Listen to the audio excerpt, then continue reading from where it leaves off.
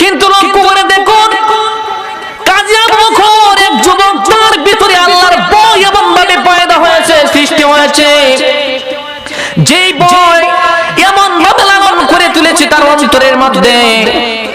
খাবার না পাইলেও চুরি করতে মন চায় না, অন্যের হক নষ্ট করতে মন চায় না। অনাহারে থাকলেও আল্লাহর কাছে দোয়া করে, প্রভু গো, অনাহারে থাকবো, উপবাসে থাকবো, কারো হক নষ্ট করব না, অনুমতি ছাড়া কারো মাল গ্রহণ করব না। কথা কোন ঠিক কিনা? এটাই হইল পরহেজগারি, আল্লাহর ভয় ভীতি।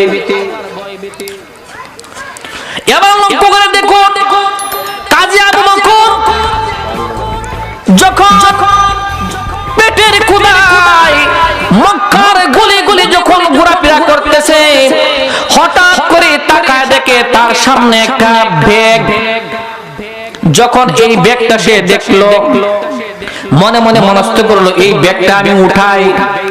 আবার মনের ভিতরে আল্লাহর ভয় আসলো, না জানি কার ব্যাগটা পড়ে রয়েছে, আমি উঠাইবো। যদি ওই ব্যাগের ভিতরে কোনো ছোট সামান থাকে, আমি তা আত্মসাৎ করি, তাহলে আল্লাহর আসামির কাঠ করে আমাকে দাঁড়াতে হবে। না, এই ব্যাগটা আমার পক্ষে ধরা সম্ভব না। আসসালামু আলাইকুম ওয়া রাহমাতুল্লাহি ওয়া বারাকাতুহু। আলহামদুলিল্লাহ الحمد لله نحمده ونستعينه ونستغفره ونؤمن به ونتوكل عليه ونعوذ بالله من شرور أنفسنا ومن سيئات أعمالنا من يهده الله فلا مضل له ومن يضلله فلا هادي له ونشهد أن لا إله إلا الله وحده لا شريك له ونشهد أن سيدنا وسندنا وحبيبنا وحبيب ربنا ومولانا محمدا عبده ورسوله الذي أرسل إلى الناس كافة بشيرا ونذيرا وداعيا إلى الله بإذنه وسراجا منيرا أما بعد فقد قال الله تعالى في كلامه المجيد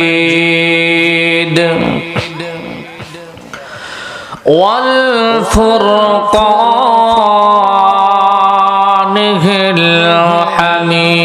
الحميد أعوذ بالله من الشيطان الرجيم بسم الله الرحمن الرحيم يا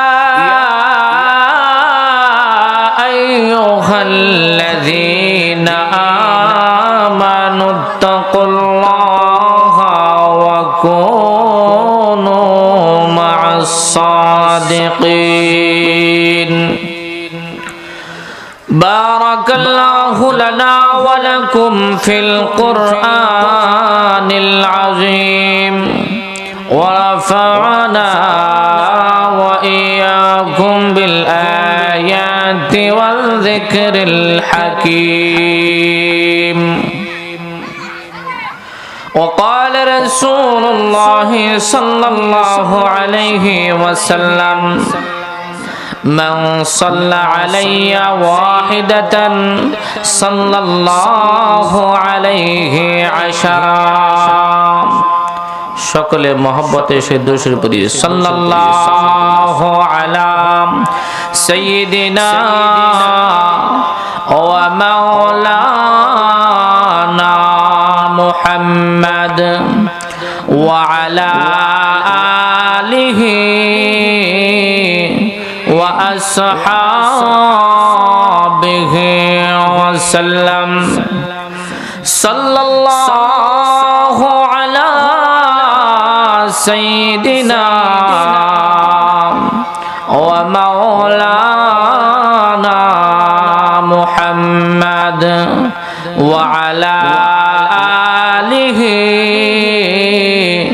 ওয়া আসহাবিহি ওয়াসাল্লাম বালাগাল উলা বিকামালিহি কাশাফাদ দুজা বিজামালিহি حسنت جميع خصاله صلوا عليه وآله يا صاحب الجمال ويا سيد البشر من وجهك المنير لقد نور القمر بلغ العلا بكماله كشف الدجى بجماله حسنت جميع خصاله صلوا عليه وآله উত্তর সাতারকুনা জামে মসজিদ কর্তৃক আয়োজিত আজকের এই মাহফিলের সম্মানিত সভাপতি সাহেব আমার মুহতারাম মুকাররম উস্তাদ আমার সরতাজ তথাপি মাইকের আওয়াজ যতটুকু দূর গিয়ে পৌঁছতেছে পর্দার আড়ালের শ্রদ্ধা পর্দানশীল মা ও বোনেরা,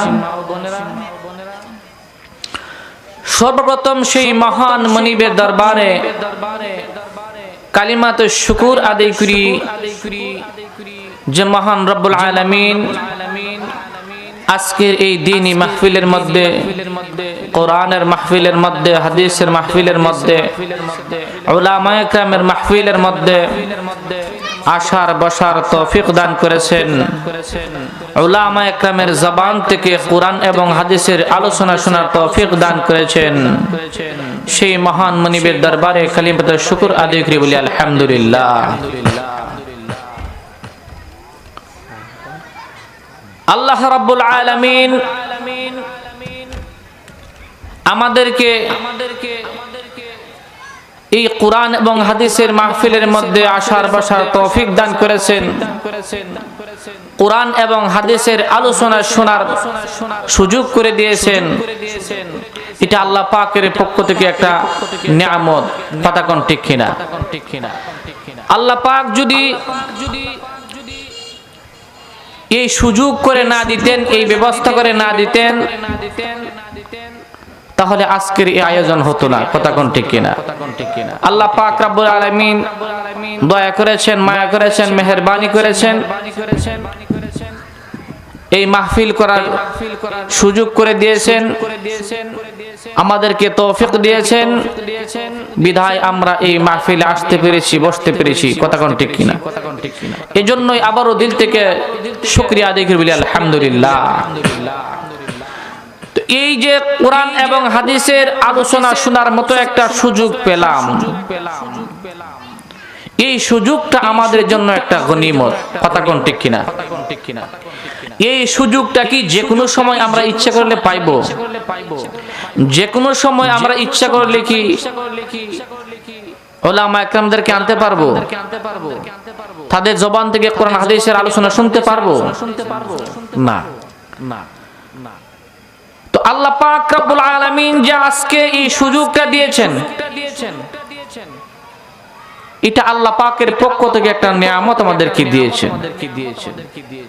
তো আমি এই জন্যই বলতেছি যে এখন যদি আমরা এই নিয়ামতের কদর না করি, এই মাহফিল দিয়ে যদি আমরা বাড়িতে বসে থাকি, দোকানে বসে থাকি, তাহলে তো এই নিয়ামতের কদর হবে না। কথা কোন ঠিক কিনা?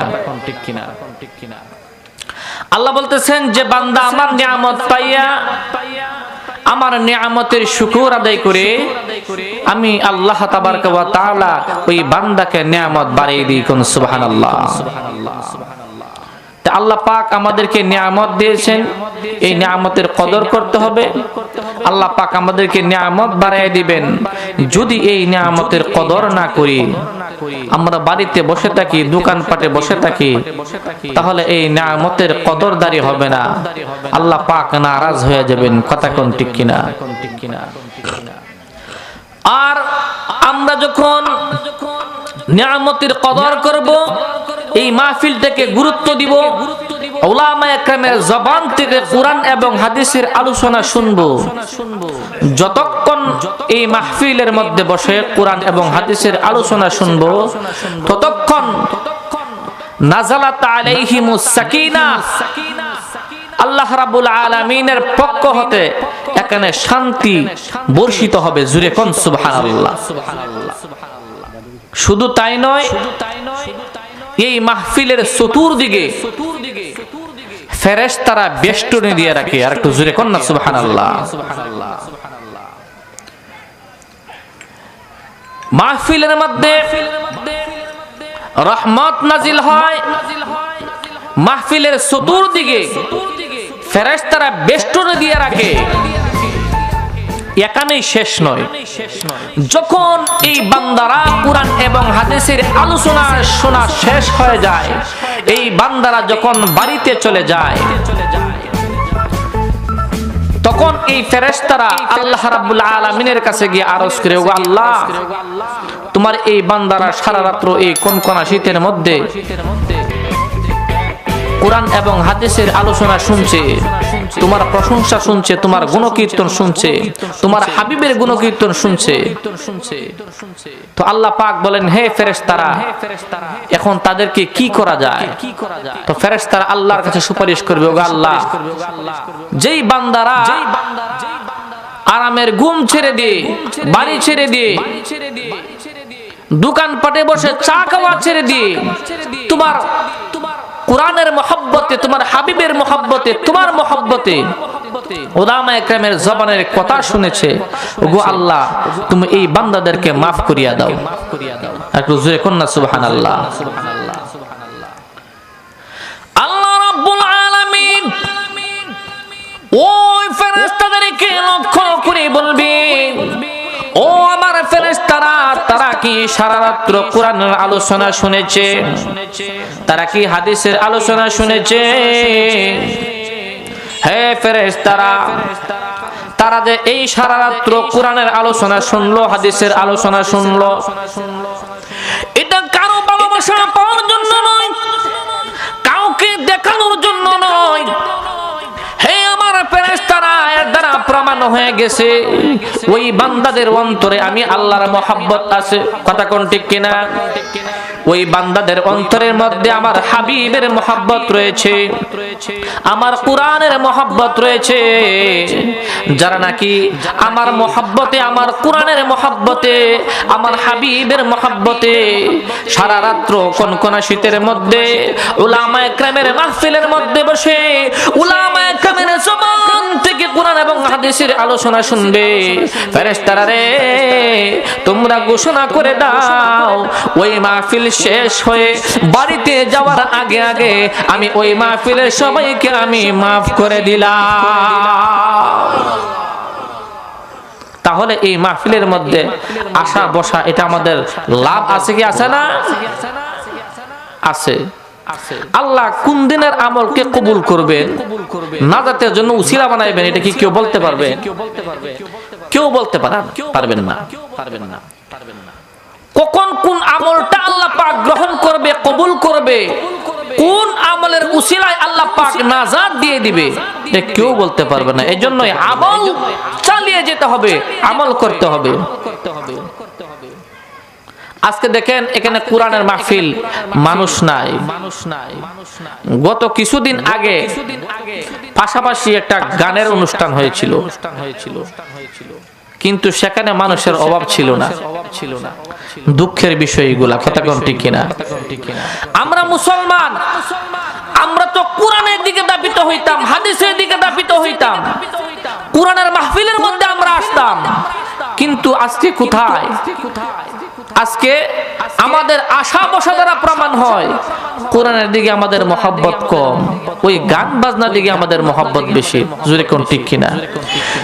যদি ইহাই হয় তাহলে বলেন কোন মুফতি সাহেব ফতোয়া দেওয়া লাগবে না, কোন উলামা একরাম ওয়াজ করে বলা লাগবে না যে কোরআন থেকে, হাদিস থেকে, উলামা একরামের মাহফিল থেকে যদি একটা গানের অনুষ্ঠানের মহব্বত বেশি হয়, ওইখানে বেশিরভাগ মানুষ চলে যায়, তাহলে বুঝেন ওরা জান্নাতে কতটুকু যাইবে। কথা কোন ঠিক কিনা? আসলে তো আমরা মুসলমান, আজকে কোরআনের জন্য আমাদের মহব্বত বেশি টাকা দরকার, ইসলামের জন্য বেশি টাকা দরকার। কথা কোন ঠিক কিনা? কিন্তু মহব্বত কোথায় আমরা দেখাই? তো আজকে আমরা মুসলমান হয়েছি, আমাদের অন্তরের মধ্যে কোরআনের মহব্বত বেশি থাকতো, কোরআনের ভালোবাসা বেশি থাকতো, এমন ভাবে কোরআনকে ভালোবাসতাম, কোরআনকে মহব্বত করতাম যে কোরআন আমার মরণের পরে আমার জন্য সুপারিশ করত। কথা কোন ঠিক কিনা? এই কোরআন আমার জন্য কবরে আমার বন্ধু হয়ে যেত। কথা কোন ঠিক কিনা? লক্ষ্য করে দেখুন, এই কোরআনকে যদি আপনি মহব্বত করেন, এই কোরআনকে যদি আপনি বন্ধু বানাইতে পারেন, আল্লাহর হাবিব ঘোষণা করেন যে নাকি এই কোরআনকে দুনিয়াতে বেশি বেশি তিলাওয়াত করবেন, দৈনিক যদি বান্দা 5 ওয়াক্ত নামাজ পড়ে তার 5 বার কোরআন তেলাওয়াত হয়ে গেল। কথা কোন ঠিক কিনা? আর কোরআন হলো আল্লাহর কালাম, ওই বান্দার 5 বার আল্লাহর সাথে কথোপকথন হয়ে গেল, কথাবার্তা হয়ে গেল, আল্লাহর সাথে তার সাক্ষাৎ হয়ে গেল। এই বান্দা যখন আবার ফজরের নামাজ পড়ে সূরা ইয়াসিন তিলাওয়াত করে, মাগরিবের নামাজ পড়ে যখন সূরা ওয়াকিয়া তিলাওয়াত করে, ঘুমানোর সময় যখন সূরা মুলক তিলাওয়াত করে, এই কোরআন এমন ভাবে তার বন্ধু হয়ে যায়, ওই লোক যখন মারা যায়, মারা যাওয়ার পরে এই কোরআন কবরের মধ্যে তার বন্ধু হয়ে যায়। কোন সুবহানাল্লাহ। মানুষ যখন মারা যায় কবরের জগতে তার কেউ আপন থাকে না, তার কোনো বন্ধু থাকে না। দুনিয়ার মধ্যে যদি মানুষ চলাফেরা করে তাহলে তার বন্ধু থাকে, তার বাপ থাকে, তার মা থাকে, তার ভাই বেরাদর থাকে। কথা কোন ঠিক কিনা? সে যদি বিদেশ চলে যায়, তার বাড়িতে মা বাবার কাছে বলে, মা গো আমি তো বিদেশ চলে যাচ্ছি, আমার স্ত্রী সন্তানকে দেখাশোনা করিও, আমার ওই আদরের সন্তানটাকে বেশি বেশি আদর করিও। কথা কোন ঠিক কিনা? কিন্তু বিদেশ থেকে যখন চলে আসে, মা বাবা দৌড়াইয়া যায়, তাকে স্বাগত দিয়ে বাড়িতে নিয়ে আসে। কিন্তু ওই বান্দা যখন মারা যায়, মারা যাওয়ার পরে সে কিন্তু একা হয়ে যায়। তখন এই যে তার মা বলেন, বাবা বলেন, তার আত্মীয় স্বজন বলেন, তার বন্ধু বান্ধব বলেন, তখন কিন্তু কেউ তার সাথে যায় না। কথা কোন ঠিক কিনা? বিদেশ যখন তাকে তার মা যখন ফোনে কথা বলে, বাবারে অনেক দিন যাবত তোরে দেখি না, এখন তো মিডিয়ার যুগ, মোবাইলের যুগ, ভিডিও কলেও সব দেখা যায়। কথা কোন ঠিক কিনা? ছেলেকে যখন ডেকে ডেকে বলে, বাবারে কখন বাড়িতে আসবে? বলে, মা কিছুদিন পরেই বাড়িতে আসবো, আমার টিকিট হয়ে যাচ্ছে, তোমরা কোনো চিন্তা করিও না, আমি তো টাকা পাঠাইতেছি। কথা কোন ঠিক কিনা? যখন টাকা পাঠানোর কথা বলে তাদের মনে আনন্দ আসে। এর মানে কি? নো টেনশন, কোনো টেনশন করিও না, আমি তো টাকা পাঠাইতে আসি, তোমরা সুন্দর করে বাড়ি কিনো, জমিন কিনো, গাড়ি কিনো। কথা কোন ঠিক কিনা? আরামসে জীবন যাপন করো, কোনো টেনশন করিও না। কিন্তু ওই বান্দা যখন মারা যায়, মারা যাওয়ার পরে তার আপন বলতে কেউ থাকে না, এই কথাও সে বলতে পারে না, কোনো টেনশন করিও না, কবরের জগৎ থেকে আমি টাকা পাঠাইব। কিন্তু কেউ এই কথা বলে না যে বাবারে তুই যে কবরের জগতে যাইতেছিস, তোর সঙ্গে তো আমরা আছি, কোনো টেনশন করিস না। কেউ বলে এই কথা?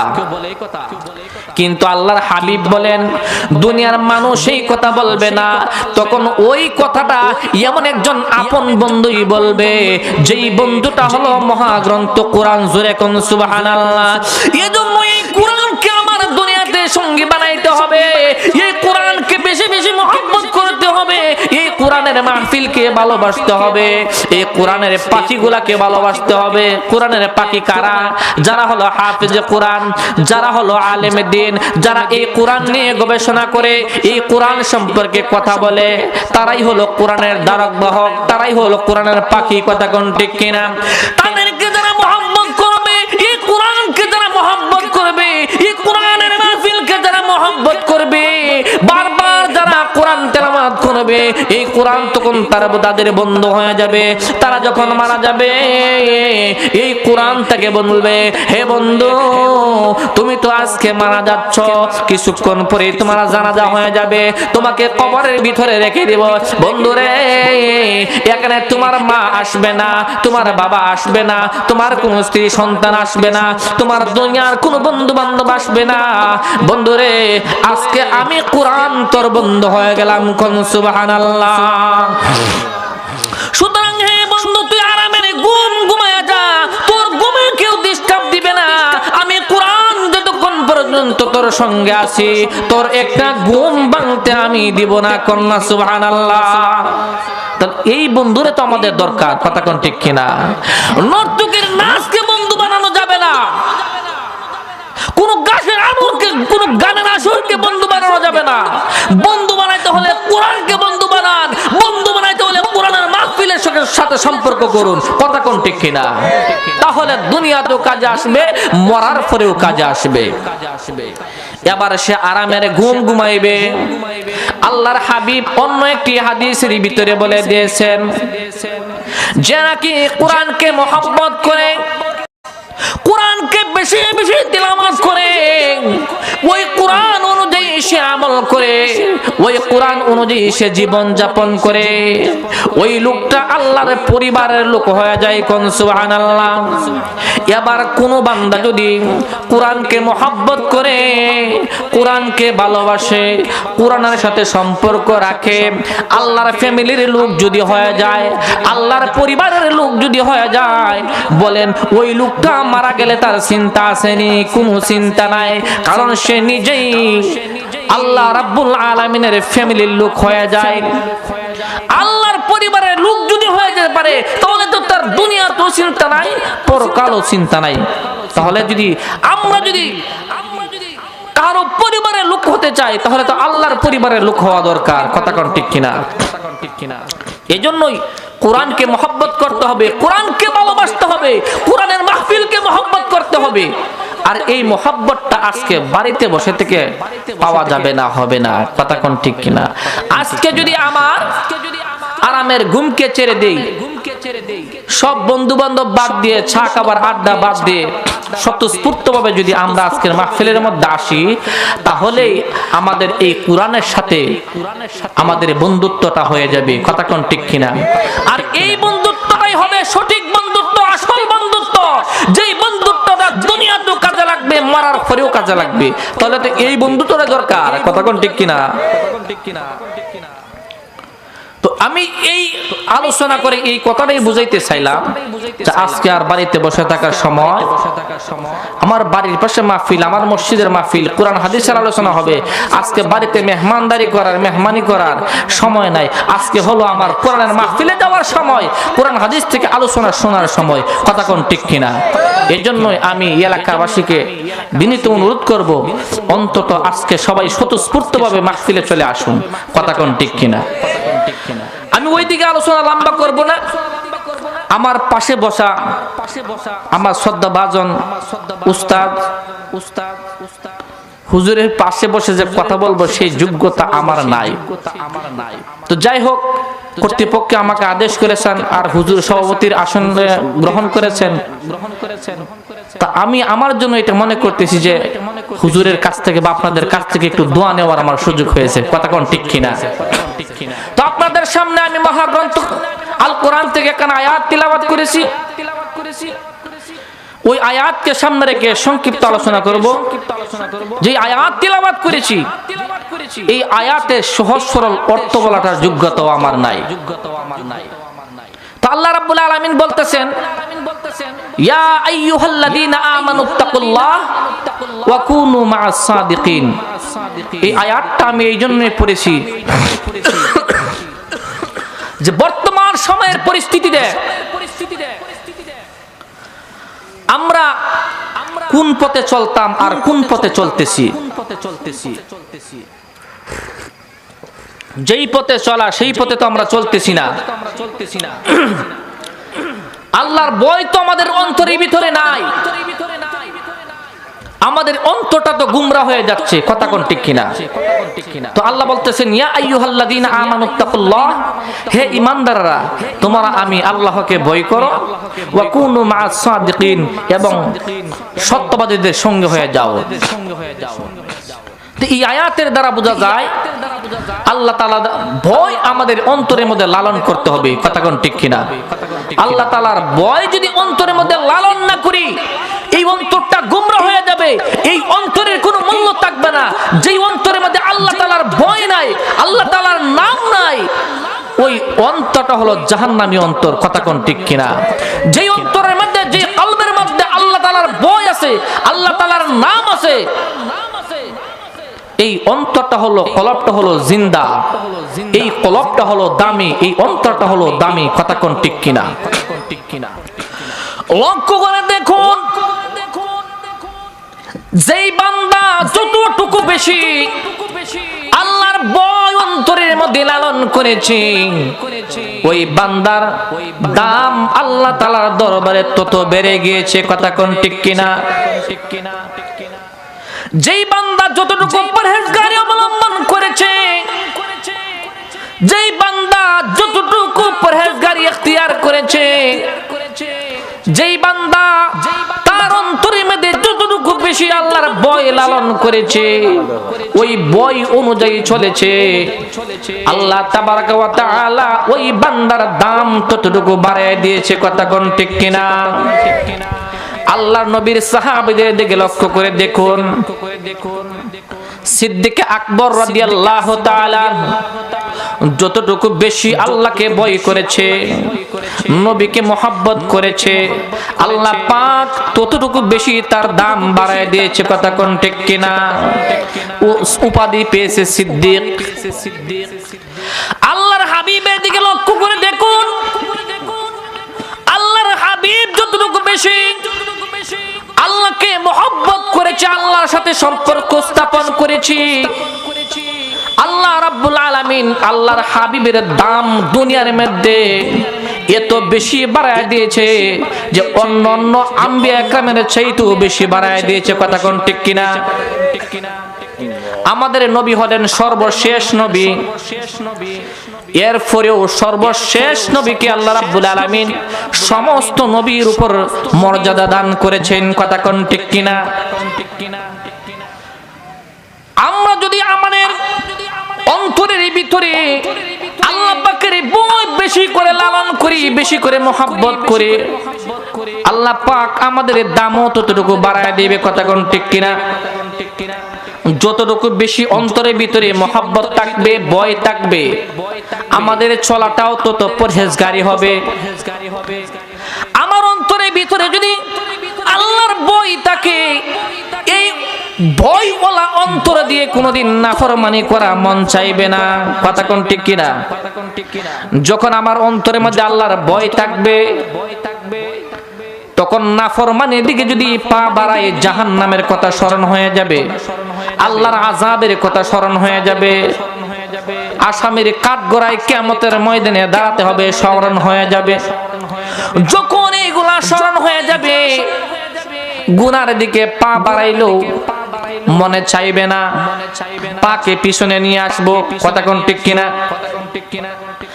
আমরা যারা যুবক রয়েছে, আমরা যত বেশি আমাদের অন্তরের ভিতরে আল্লাহর মহব্বত স্থাপন করব, আল্লাহকে ভয় করব, পরহেজগারি এখতিয়ার করব, আমাদের চলাটাও ততটুকু সুন্দর হয়ে যাবে।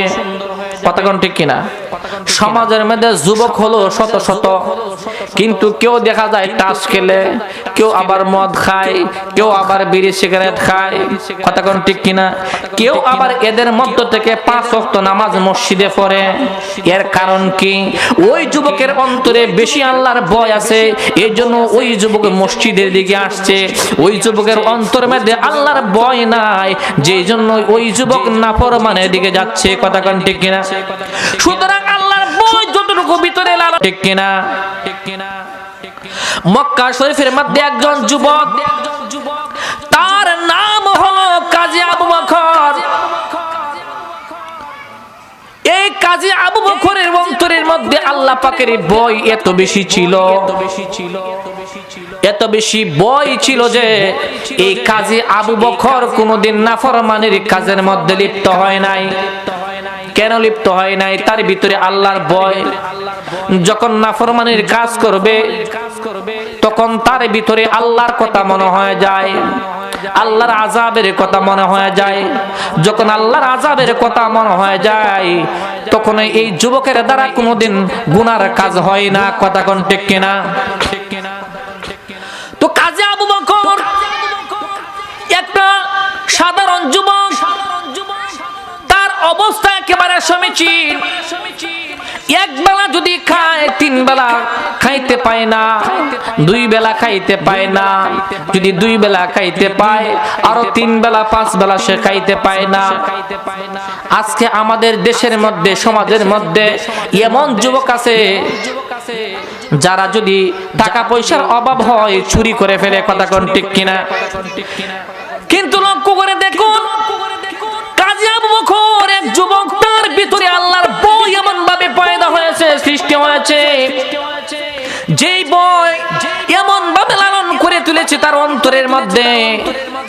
খাবার না পাইলেও চুরি করতে মন চায় না, অন্যের হক নষ্ট করতে মন চায় না।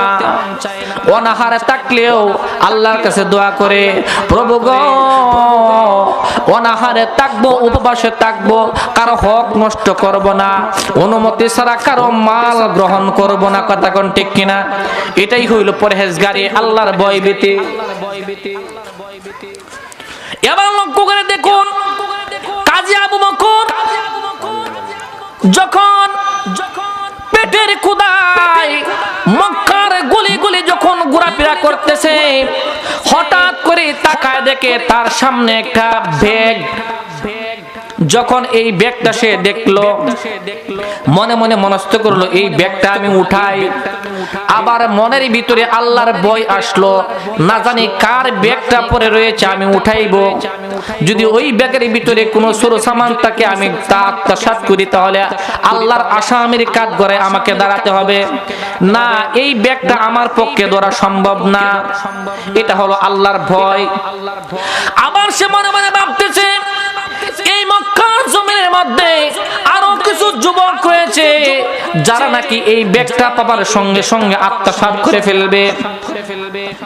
অনেক মানুষ হাজী সাহেবরা হজ করতে এসেছে, যদি কোনো হাজী সাহেবের এই ব্যাগটা পরে থাকে আর কোনো ডাকাতে পায় এই ব্যাগটা আত্মসাৎ করে, তাহলে ওই হাজী সাহেবের কষ্ট হয়ে যাবে। সুতরাং না, এই ব্যাগটাকে এইভাবে রাখা যাবে না। এই ব্যাগটা আমি উঠাইবো এবং আমি খোঁজ খবর নিয়ে দেখবো এই ব্যাগটা কার হারাইছে। যেই লোকের হারাইছে আমি ওই লোককে ফেরত দেওয়ার চেষ্টা করব। জোরে কন্যা সুবহানাল্লাহ। দেখেন এটা কেমন ভাবে তার ভিতরে সঞ্চালনা হইলো, আল্লাহর ভয় থাকার কারণে। যদি আল্লাহর ভয় তার ভিতরে না থাকতো তাহলে ভাবলো অনেক দিন যাবত খাইতাম পাই না, অনেক উপবাসে থাকি, ব্যাগটা যখন পাইছি তাড়াতাড়ি লই দেখি এর ভিতরে কি আছে। কথা কোন ঠিক কিনা?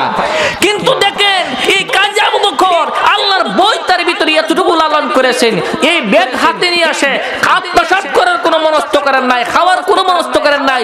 সে মনে মনে মনস্থ করছে যে এই ব্যাগটা কোনো হাজী সাহেবের মনে হয় হারাইছে।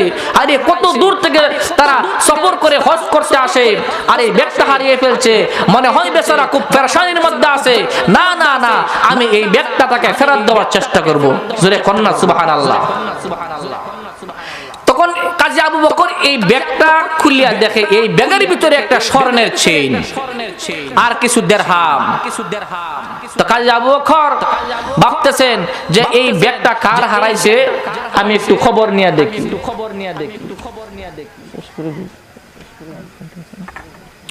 তো কাজী আবু বকর এই যুবক আল্লাহর ভয় তার ভিতরে এতটুকু বেশি লালন করেছেন যে স্বর্ণের হার পাওয়ার পরেও, দিরহাম পাওয়ার পরেও সে আত্মসাৎ করেন নাই, সে লুকান নাই। সে ওই ব্যাগ নিয়ে মক্কার গলি গলি ঘুরতেছে, কার ব্যাগটা হারাইছে তাকে ফেরত দেওয়ার জন্য। এই যে একটা তার ভিতরে মনস্থ তৈরি হলো, এটা কিসে তৈরি করছে? আল্লাহর ভয়ে। কথা কোন ঠিক কিনা? সুতরাং আমরা যারা যুবক আছি আমাদের অন্তরের ভিতরে আল্লাহর ভয়কে লালন করব। আল্লাহর ভয়কে যদি আমরা লালন করি, যে যত বেশি লালন করব, যে যত বেশি আল্লাহকে ভয় করব, সে তত বেশি পরহেজগার হয়ে যাবে, ততটুকু বেশি তার দাম আল্লাহ রাব্বুল আলামিন সমাজের মধ্যে বাড়ায় দিবে। কথা কোন ঠিক কিনা? তো প্রিয় হাজিরিন, উলামায়ে কেরাম বসা, দুই চারটি কথা বললাম, আমি কেন বসাটাই আমার কাছে বেয়াদবি বলে মনে হইতেছে। যাই হোক, সকলের দোয়ার আশা ব্যক্ত করি আমি আমার আলোচনা শেষ করলাম। ওয়া আখিরু দাওয়ানা আনিল হামদুলিল্লাহি রাব্বিল আলামিন। আসসালামু আলাইকুম ওয়া রাহমাতুল্লাহ।